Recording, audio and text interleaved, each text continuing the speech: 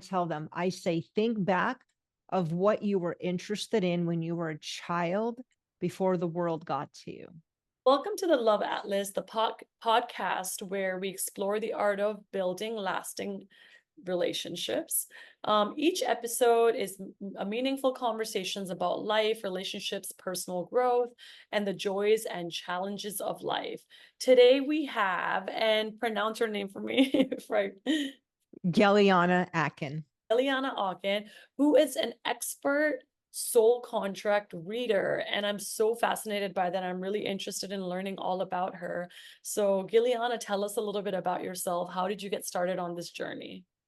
Yeah, absolutely. And thank you so much for having me on here. So I, started this, well, my healing journey kicked off when I was 34, 35, which is when my divorce came through.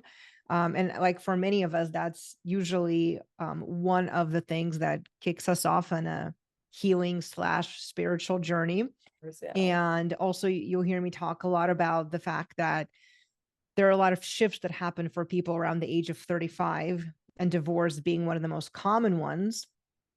So when that happened for me, it kicked me off on the journey. And as I was on this healing journey, one door leads to the next, to the next. And when I was 38, I discovered the soul contract work. And from the moment that it came into my sphere, into my existence and knowledge, I mean, I went deep down the rabbit hole and haven't come back up yet. I'm still in there. So Yeah. that's the really short version of how I discovered this work. Oh, that nice. And what exactly is a soul contract? Because it's my first time actually learning about it through you. So tell us all about it.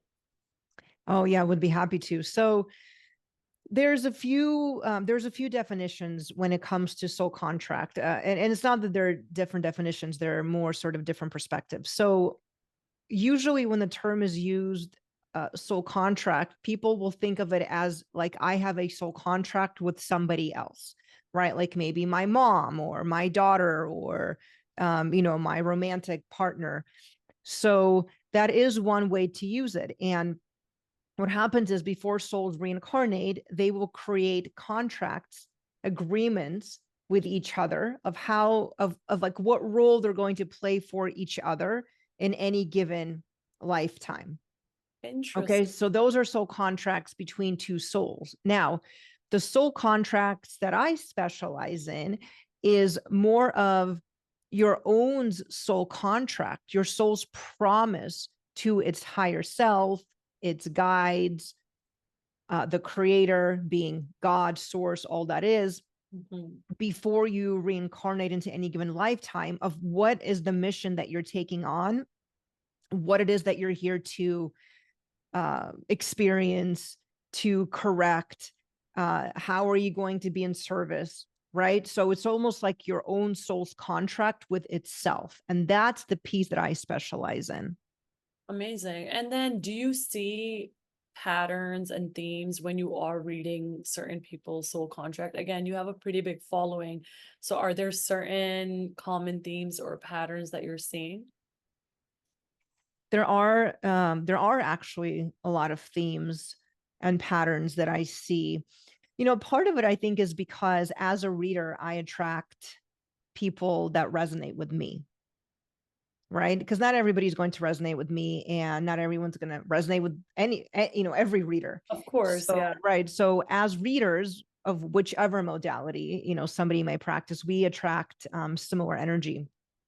So for me, I tend to see a lot of people, for instance, that come in with the 7 frequency, the 7-7, and the 7-7 frequencies were heart healers.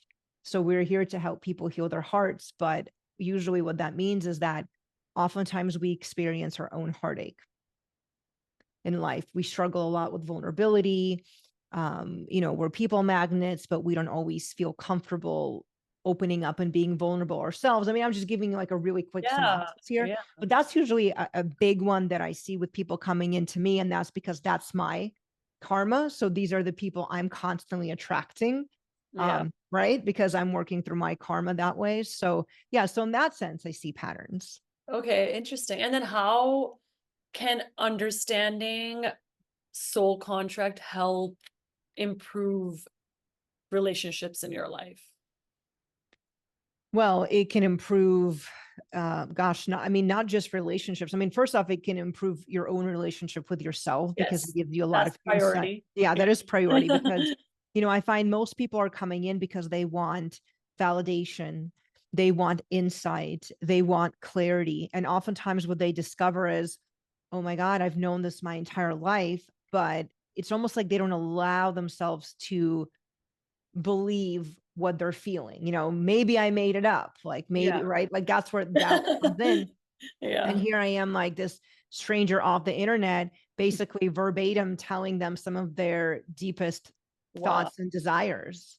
Yeah. Yeah. Right. So it's a lot of validation for somebody. And so once they have that relationship with themselves, like your original question was how can this help them with others, Yeah. right? Yeah. Relationships, because again, it offers insight and understanding. Like when I'm doing couples readings, like it's usually the female, right, that comes Right. in, and she's like, well, he's like this and he's like that, and I pull up the chart and I'm like, yeah, he actually is, because that's his karma, and that's what he's here to work through. So yeah, he's going to be slow, yeah, he's going to be codependent. Okay, I mean, it doesn't mean that this is just where we allow the person Right. to stay, right? I mean, they want to grow, but it offers more insight as to why somebody's the way that they are. And then how do you read the soul contract? The Like, only thing that I need is their birth name, the way that it was written on their birth certificate.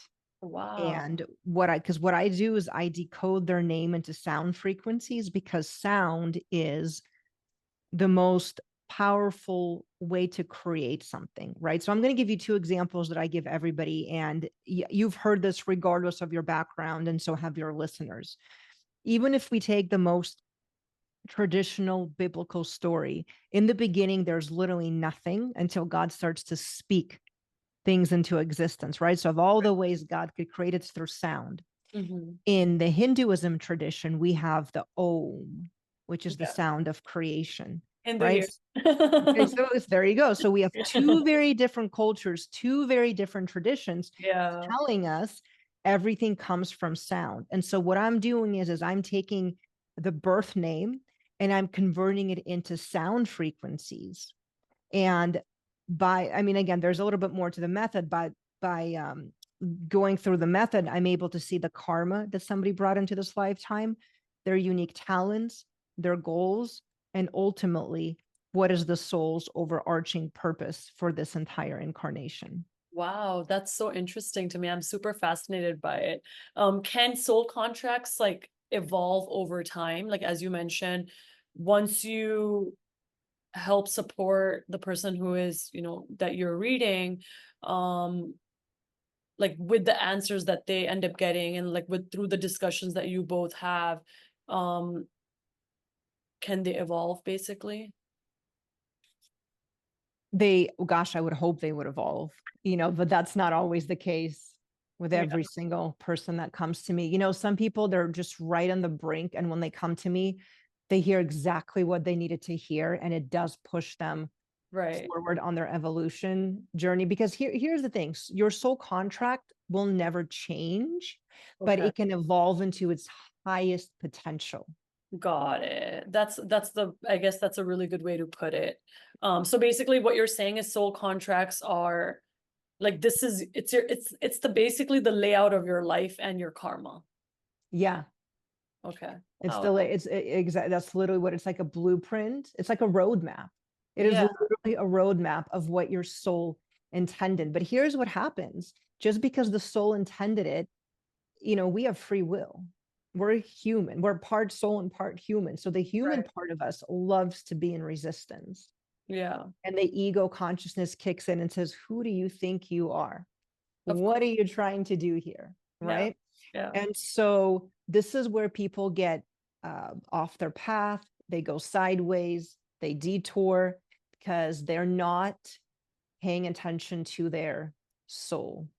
Very interesting. Wow. And then tell me about an experience, the first time you ended up reading someone's soul contract. How was the experience for you personally? Well, I remember the first time I read my own soul contract. It Mm, was just like, yeah. you know what I mean? I mean, it was just for the first time ever, my entire life just made sense. It Wow. just made sense. It was like, because it's not, you know, I tell people, look, even when we're doing a reading, you know, because I have their chart up, and the chart up has numbers and frequencies and symbols. And, you know, to the person, it's like squiggly lines, like it doesn't make any sense. But I remind them, you're actually getting an energetic transmission right now. Like, even though you're just looking at the chart and I'm explaining to you, there's a whole energetic transmission that's happening as well. And, you know, so this is where I was saying, for some people, they'll come in for a reading and it'll literally be life changing. And for some people, they'll probably come in for the reading and it's in one year and out the other. But so much of it depends on where they are in their own journey. So, okay, so back to your question of what, when I first read my chart, Yeah. all of a sudden my entire life made sense. And I was able to reach a level of forgiveness Wow. that I wasn't able to reach before. Right. And I mean, mind you, I've now reached many levels of forgiveness because I very specifically work on that. And for me, within my soul in particular, that's actually one of the energies I bring to people, is teaching people how to forgive and have mercy. Right. Because like I said, every person, every soul has their own talent, their unique talent. And that's one of mine. So Yeah. forgiveness is a big thing in my life. And, you know, when you are coming in to learn how to deeply forgive, that means somebody's going to deeply hurt you. Yeah. Right? Because you can't deeply forgive if you don't have nobody to forgive, right? If life is just rainbows and unicorns. Yeah. So that's what I'm saying. For the first time I read my own chart, it just, all of a sudden my life made sense. Yeah. As you mentioned, it's life changing.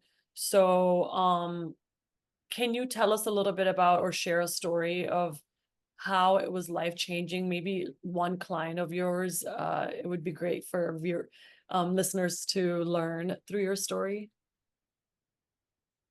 Gosh, yeah, let me see if I can think of a good one. Well, you know, an easy one that comes to mind, and maybe something else will come to mind as I'm telling you this story, but I've had a few people where they've had a reading with me, and actually, yep, here's one. Okay, so her name is Francie, and Francie was one of my first clients. So the very first year that I started doing readings, when I was 38, she came into the mix like it was a referral through a referral through a referral. It was the most random thing, like, because I was at a networking event, a business networking event, and I had told somebody I do soul contract readings. He ended up going on a date with some woman, told the woman about the soul contract things. She told her friend about it. Her friend is Francie, and she came in for the reading. Oh, Right. wow. So it was like all so Word of far mouth. removed, Yeah. right? She comes in for the reading. She's never had a reading in her life, and she was, I don't know, maybe 65, around the right around that age. She never had a reading in her life. She comes in, so I'm the first person she's ever getting a reading from, and we're reading her soul contract. Her session was so profound for her. So fast forward to today, she is actually one of my mentees, and you know, she's on my side. She'll take my overflow traffic, because like currently I'm fully scheduled for the rest of the year. So if you want to read, you don't want to wait and you want a reading, you can go schedule with Francie. Wow. Right. So, and there's a whole lot that happened in between, you know, of how she, um, you know, actually started doing the readings, and she moved to Sedona and lived in Sedona for a while. But again, and that was from one conversation that I had, not even with her directly. But this is how the 7 energy works in our charts. This is what I was telling you about earlier. Anybody that has a 7 in their charts, were magnets. And so we will magnetize whoever needs to come to us, will come to us in whichever fashion. Yeah, Find us. definitely. Wow, that's so interesting, because now I'm like, oh my goodness, what am I? I'm so curious to know. Are there any misconceptions about soul contracts that you encounter often from people? Oh, there's so many misconceptions, and I literally want to yell and scream these, because I do yell, and I mean I speak about them. I'm saying that lovingly, sarcastically, but Yeah. yes. So let's talk about a few of them. Number one, it's a little I don't know if jarring is the right word, but people come to me and they say, how can I break my soul contract? I don't like it. And to me, I'm thinking like, wow, how are you so high and holy that you know your soul contract? And how are you so high and holy that you think you're gonna now go talk to God and say, excuse me, God, you made a Change mistake, it up. change it up. Like, this is when the ego should kick in and say, who Yeah. you are, I mean, again, I say this all with love, but Yeah. because here's the thing. When somebody comes and says this to me, most of the time, they have no idea what their soul contract is. What they're experiencing is being off their path. Because Mm, when you're off your path and you're not in your soul contract, you're not protected. And this is when life starts to sort of slap you around because mm, life's trying to get you back on track. got it. And so this is where people mistake that their soul contract is to come here and suffer. Okay, souls don't do that. They're coming here to correct. Right. Humans are a little bit more attached to the notion of suffering than souls are. So the question is, well, are there some souls that have such bad karma that they're going to reincarnate into a really bad situation? And the answer is probably yes, but that's not the majority of people coming to me Yeah. that are saying, I don't like my soul contract. The majority of those people are literally just off their path or aren't realizing the very obvious that's in front of their faces. Right, right. Like they have the awareness, but not maybe not to that extent to be able to understand it. If someone is struggling to understand their soul, how would you guide them? Well, first and foremost, I would say get a soul contract reading, right? And so with me, like I said, I am fully scheduled out for the rest of the year at the moment. However, I have a digital soul contract product it's only $97. And what you get is you get your custom chart, right? So I generate that for you. I send you the chart and you get access to a library of videos where I explain every single frequency in Mm, chart in full detail. And if like I give people case studies, I give people ways of how to work through the challenges. There's a lot of information within right. there. So the digital soul contract is extremely comprehensive. Again, if somebody wants a one-on-one reading, Francie is available. I have a waiting list, and depending, when they hear this podcast, when they're catching it, I may have even more people For sure. that would be available to be doing one-on-one readings. Yeah, if the person is already doing a lot of work, they already have a lot of awareness and they're on this journey and they're a good person and all of that. How would a soul contract support them even more? Or is it even a good idea to learn when they already know everything about their life and it's in front of them and there's a lot going on? Is it a good idea to add another thing to the list? That's what I'm trying to say. Like, can it be overwhelming? I think when we're trying to put like the pieces of the puzzle that is our life together, everything you do is a piece of the puzzle. I Yeah. don't think I don't think it's overwhelming. I think it's overwhelming when you have zero awareness of yourself. Right. When you have a lot of awareness and you've already done a lot of work, this is just another layer of Another validation. shared. Yeah. And sometimes you maybe hear the same thing over and over, but sometimes it's like you hear it a little bit differently from somebody else, and all Yeah. of a sudden it clicks. Yeah, yeah, no, that's very true. I think sometimes like random people have come into my life and have said certain things to me, and when you feel so validated, it's like, oh my goodness, you get me, like you understand where I'm coming from, and there's definitely nothing more beautiful than that. That's why I got into this whole podcasting journey, because I've been kind of attracting, honestly, like amazing, incredible human beings into my life as well through this whole Instagram journey. And first, I'm a little like hesitant, like, should I log on? Should I not? But then obviously, when I do log on and I have this incredible conversation, my cup is so full and I feel so great. I'm sure you're attracting that kind of tribe into your life as well, where people are wanting to do the work and they are willing to learn and gain that awareness. Um, How would you say soul contracts have helped you personally heal your past wounds? Ooh, that's a great question. So, I I mean, so much because again, I've been able to see and understand what my soul pre-planned for myself as the experience, but also I've been able to see the relationship I have with every single important person in my life. So I'll give you an example. I put my chart next to all my significant exes, right? So like my ex-husband, a few, ex-boyfriends, and one of them was one of my karmic soulmates. I put us all next to each other and I could see the connection I had with every single one of them and how everything energetically played out and why it played out the way that it did. Wow. I think that's definitely very healing to be able to kind of pinpoint it and understand why things happen the way they did happen. Because Mhm. I think a lot of times um, it's easy to blame the other person or it's easy to blame yourself versus like, hey, this is how my life was supposed to play out. And the reason why this happened is because I had to learn and take this away from it in order to find that right person in my life and X, Y, and Z. So it's like really interesting how you're mentioning, like you kind of just laid it out and connected the dots.